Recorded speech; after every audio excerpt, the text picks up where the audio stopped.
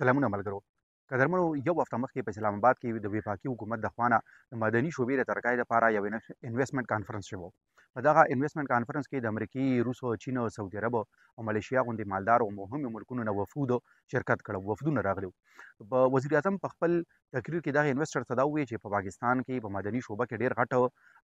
کیپیسټي دا پوټنشل دی، دلته کې انویسټمنټ وکړي. او په دغه کانفرنس کې آرمي چیف هم ګډون کړی، ځکه چې موږ تاسو ټولو ته پته را چې پاکستان کې ډیر مدنیات چې دي هغه په هغه دواړو صوبو کې دي، بلوچستان او پښتونخوا یادوم، کوم ځای کې چې د امن او امان صورتحال ښه نه دی، بلکې هرې تېرېدونکې ورځې سره هلته کې شورش سیوا کېږي. نو ځکه آرمي چیف په خپل تقریر کې دغه انویسټر ته دا وویل چې که چېرې تاسو پاکستان ته انویسټمنټ له راځئ نو د سکیورټي باره کې فکر مه کوئ، ستاسو سکیورټي به آرمي سره وي. د دغې کانفرنس نه 2-3 ورځې پس د پښتونخوا کابینې یو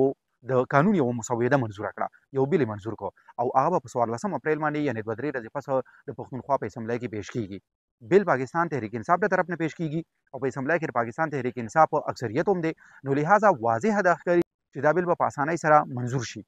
نو چې د کله نه پښتونخوا کابینې دغه بیل منظور کړی دی، نو د هغې ورځې نه یعنې د تېرو 2-3 ورځو نه په سوشل میډیا باندې د قام پرسته جماعتونو او مشرانو له طرف نه په دغه بیل باندې ډېرې سختې نیوکې کېږي. هغوی دا تور لګوي چې د دې بیل په لاره باندې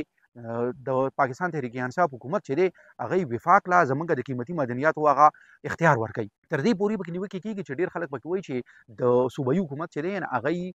په دې لاره باندې اسټابلیشمنټ سره دا خبره کوي چې موږ به دا بیل پاس کوو او تاسو چې کوم دی عمران خان ریلیز کوي. اوس په دې کې څومره رښتیاوالی دی، څومره پکې دروغ دي، نو د دې او په بیل کې دننه آیا په رښتیا په ایکچوال کې چې کوم دی داسې شکونه شته چې د هغې د وجې نه زموږ مدنیات مرکزي حکومت په اختیار کې راشي، نو په هغې باندې وروستو خبره کوو. د ټولو نه لومبې په دې بیل کې چې دننه څه دي، نو بیل خو ډېر د 100-1.5 پیجونه دی او په انګریزۍ کې هم دی. بل دا تاسو ته پته یې ګورئ چې دا بیل څوک جوړوي نه هغه ایکسپرټ سي، نو چې هغه ایکسپرټ سي نه هغوی که چېرته داسې شکونه راړي چې د هغوی یو خصوصي مخصوص مقاصد یې هغه ته حاصلول غواړي، نو هم په هغې باندې عام سړی نه پوهېږي. نو په نمبر باندې اول چې زما پکې هېڅ په خپله رایې شامله نه وي په دې بیل کې چې دننه څه دي، زه تاسو ته په نمبر وایم. نو لومبی د لایسنسونو باره کې په دې بیل کې خبره شوې ده. په لایسنسونو باره کې خو دوی دا وایي چې یو د ریسرچ پرمیټ هم دی، که چېرته څوک راځي او دلته کې زموږ په مایننګ شعبه کې په مدنیاتو شعبه کې ریسرچ کول غواړي، نو د هغې لپاره پرمیټ دی. بیا د لایسنسونو خبره چې کله کوي، نو په دې کې د 1 کال لایسنس دی او هغه د مدنیاتو د تلاش لایسنس دی او دا ایکسټینډیبل دی، یعنې توسیع پکې کیدی شي. دویم چې کوم دی د 3 کالو لایسنس دی او هغه د ایکسپلوریشن دی. بیا یعنې مطلب دا دی چې که تا تلاش وکړو یو ځای کې چې کوم دی نه تا ته پته ولګېده چې دې ځای کې د ځمکې د لاندې مدنیات شته، نو بیا د هغې د ایکسپلوریشن لپاره ته هغه ځای کې کودایي کولی شي او د هغې مدنیاتو تجزیه کولی شي او بیا د هغې نه پس چې کوم دی د مایننګ دی. نو مایننګ دا لایسنس چې دی دا د 10 کالو لپاره دی او دا د ایکسپلوریشن چې کومې کمپنۍ کوي که نه، چې کومې دریافت کوي، بیا نو په دې دریافت کولو کې چې کوم کامیابه شي،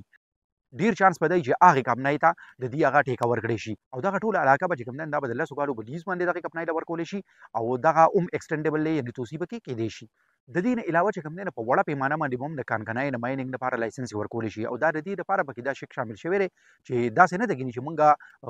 انټرنیشنل انویسټرز ته ووایو چې راشي دلته انویسټمنټ وکړئ او دا واړه چې کوم انویسټرز دي چې د چا دې سره رزق لګېدلی دی د هغوی رزق به بند شي، نه بلکې دوی به په خپل ځای باندې خپل انویسټمنټ کوي. بل پکې یو ډېر موسټ امپورټنټ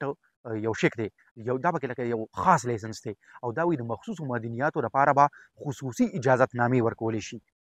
د بیل په بل باب کې چې کوم دی نه د هغې ادارو ذکر کېږي، څه ادارې پکې داسې دي نوې جوړې شوې، څه ادارې پکې داسې دي نوې خو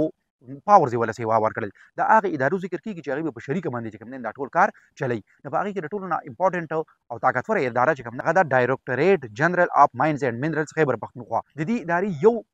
کار چې دی او اختیار چې دی هغه لایسنسونه ورکول دي، خو صرف لایسنسونه ورکول نه دي بلکې کومو ادارو او کمپنیو چې دی لایسنسونه ورکړي وي، لکه هغوی د قواعدو د ضوابطو خیال نه ساتي، نو دې ادارې سره دا اختیار شته چې هغه لایسنسونه مسترد هم کړي، ریجکټ کړي، واپس یې والي. بل دا اداره چې کوم ده دا یو نګران اداره ده چې د ټول چې کوم په صوبه کې کوم کار شروع وي د هغې نګراني به دی سره وي او دوی به باقاعده دې سره به انسپکټرز وي، هغوی به انسپکشن کوي او که چېرې دوی مطمئنه نه شي چې دوی دا کار ټیک نه دی، نو دوی احکامات هم جاري کولی شي. که دوی ته دا پته ولګي چې یو کمپني چې کوم ده هغه غیر قانوني کار کوي، نو دوی په هغې باندې جرمانې هم لګولی شي، نورې سزاګانې هم ورکولی شي. دغه شان د دې ادارې یو بل کار چې دی هغه د دغې مدنیاتو د شعبې د ترقۍ لپاره منصوبه بندي او پلانینګ کول هم دي. دې پسې چې بله کومه اداره ده او هغه اداره د دې بیل په لاره باندې نوې جوړه شوې ده، یعنې مخکې نه وه، نو هغه د منرلز انویسټمنټ فیسیلیټیشن اتھارټي. نو د دې خو د نوم نه پته لګي چې انویسټمنټ پکې راځي، نو د دې ادارې مهم کار چې کوم دی هغه به دلته کې انویسټمنټ راړلي مدني شعبې ته،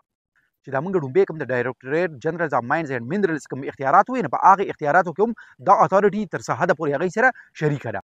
بل منرالز ټایټلز کمیټي ده. منرالز ټایټل کمیټي چې کوم دی نه هغه معدني حقوق په ورکوي کمپنو له او ادارو له. لکه مطلب دا دی چې اوس یو ځای کې یو کمپني کار کوي نو که هغوی ته د هغې حق په حاصل وي نو هغوی بل ته کار کوي که نه نو مطلب دا دی اجازتنامه به ورکوي یو کمپنۍ له چې هغوی په هغه ځای کې سپیسیفیک ځای کې هغه کار وکړي. بل چې کوم دی نه د دې بل په لاره باندې اپیلیټ ټرایبیونلز به جوړېږي. دغه ټرایبیونلز باره کې کوم دی نه دومره زیات وضاحت یې پکې نه دی ورکړی خو دومره یې ویلي دي چې دا ټرایبیونلز چې کوم دي دا به د دې دپاره وي چې موږ د چا لایسنسونه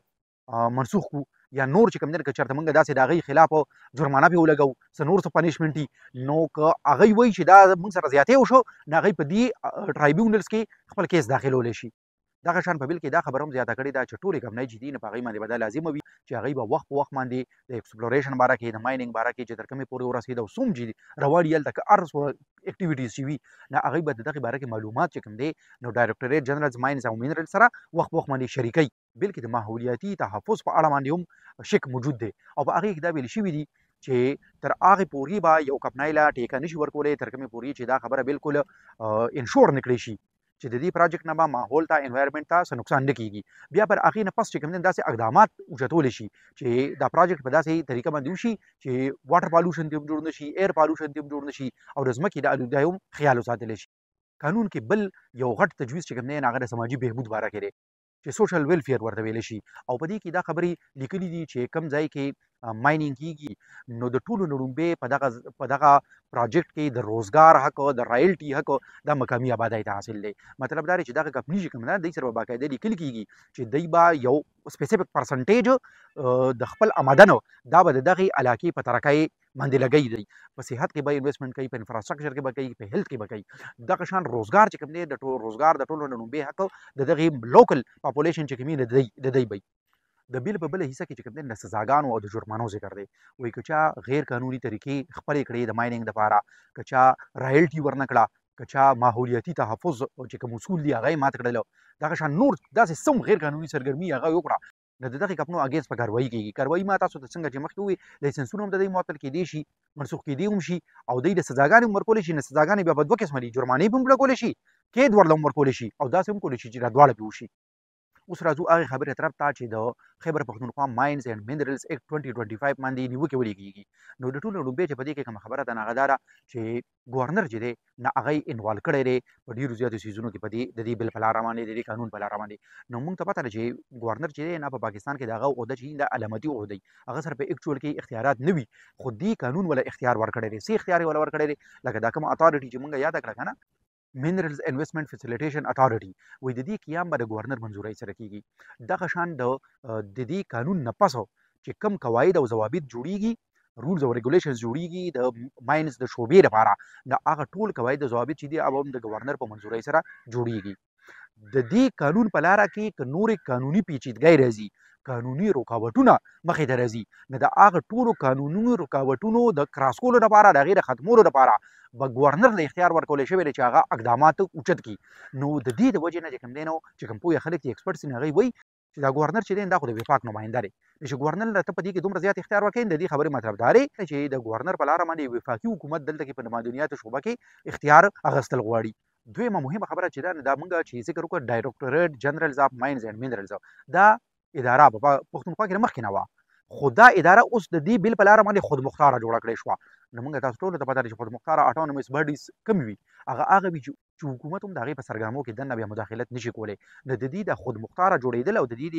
ډي جي ته ډایرکټر جنرال ته دومره زیات اختیارات ورکولو مو یو شک پیدا کوي. درېیمه مهمه خبره ما تاسو ته ووایي چې منرلز چې کوم دي دا صوبایي سبجیکټ دی خو سټریټیجیک منرلز چې کوم دي معدنیات چې دي انا هغه وفاق سره دي. اوس په دې بل کې چې کوم دی نه دا یوه غټه مسله ده چې په دې کې د سټریټیجیک منرلز کم دي دا یې ډیفاین کړي نه دي چې دا یې نه دي ډیفاین کړي نو کامپرسته مشران چې دي نه هغوی دا وایي چې دا خو بیا داسې هم کیدای شي چې لږ وخت پس دا دوی بیا ډیفاین کړي او هغه منرلز هغه معدنیات پکې هم راولي چې هغه په سټریټیجیک نه دي او دوی هغه پکې راولي نو بس هغه به د صوبایي اختیار نه وځي وفاق اختیار ته به راشي. په دې بل کې چېرته هم د اس آی اف سی چې هغه په مرکز کې هغوی د انویسټمنټ د فیسیلیټیشن لپاره کوم اداره جوړه کړې ده د هغې ذکر نشته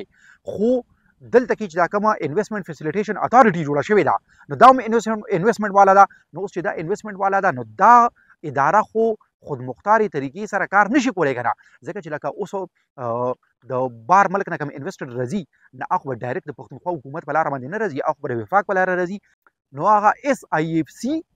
دې ځای کې زمونږ د انویسټمنټ فیسیلیټیشن اتارټي دوی به بیا دې ځای کې شریک کار کوي. نو چې دوی که له دې ځای کې شریک کار کوي نو هغه خو خامخا مرکز اداره ده که نه، نو هغوی ته په اپر هینډ حاصلي. نو په دې وجه باندې هم چې کوم پوهان دي نو هغوی دا وایي چې په دې لاره باندې بیا د SIFC رول پکې راتلی شي. خو په ایکچوال کې د پاکستان د ریاست حکومت کردار چې کوم دی، تاریخي کردار د مدنیاتو حوالې سره نو هغه دومره خراب دی چې د دې وجې نه د بلوچستان خلک یا پښتانه چې دي تر دې پورې چې سندیان وه هغوی د مرکزي حکومت باندې اعتبار او اعتماد کولو ته تیار نه دي، ځکه چې په سوی کې ګیس هغه د نن نه 70 کاله مخکې راوتی دی او اوس هم د بلوچستان د ټولو نه لږ آبادي ده. په بلوچستان کې ډېرې زیاتې علاقې داسې دي چې هغوی د ګیس اویلیبل نه دی او د تېرو 70 کالو نه په پنجاب کې په هغې باندې خلک مزې کوي. نو خلک یا زمونږ د بجلۍ ته چې وګورئ یا چې په کرک په کوهاټ کې کوم تیل او ګیس راوځي، هلته کې چې کومه کویله په کرک کې راوځي، نو دې ټولو ته چې موږ وګورو نو دا چې کوم پوهان دي نو دوی وایي چې دا الریډي کوم مدنیات یوټیلایز کېږي نو د هغې ټول کنټرول چې کوم دی نو هغه وفاقي حکومت سره دی. په هغې کې هم چې کوم دی نو په هغه ټایم کې دا وعدې موږ سره کړې شوې وې چې تاسو له به دا درکوو تاسو له به دا درکوو، موږ له را نه کړی شو. چې موږ له را نه کړی شو دوی وایي اوس په دوی باندې څه اعتبار دی چې دوی موږ ته دا وایي چې دا به درکړو دا به راکړي. او اخري مهمه خبره چې کوم دغه بل باندې نوي کې کوونکي چې دي هغوی دا کوي نو هغه دا را وزن پکې هم شته چې هغوی وایي چې زمونږ مقامي لکه په پښتونخوا کې دننه چې کوم پښتانه کاروباریان دي یا انویسټرز دي نو هغوی هسې هم د کراچۍ د لاهور د غټو کمپنیو مقابله نشي کولی. نو چې بیا فارن انویسټرز راشي نو د هغې مقابله به موږ څنګه کوو. د دې خبرې مطلب دا دی چې دوی وایي چې په دې طریقې سره زموږ ټول مدنیات چې دي نه به زموږ د لاسو نه وځي او به یا د فارن انویسټر لاسو ته لاړ شي یا چې د ملک په لیول باندې کوم غټ فارن انویسټر دي د هغوی لاسو ته به لاړ شي. نو که دلته کې د صوبایي حکومت موږ ته ښکاري چې اختیار د دوی دی خو په ایکچوال کې به د دوی اختیار نه وي. امید دی چې د ویډیو نه به تاسو څه نه څه زده کړه کړې وي. بلې ویډیو کې بلې موضوع سره د داسې ویډیوز کتلو لپاره زموږ چینل ته راځئ. د لوی الله په امان.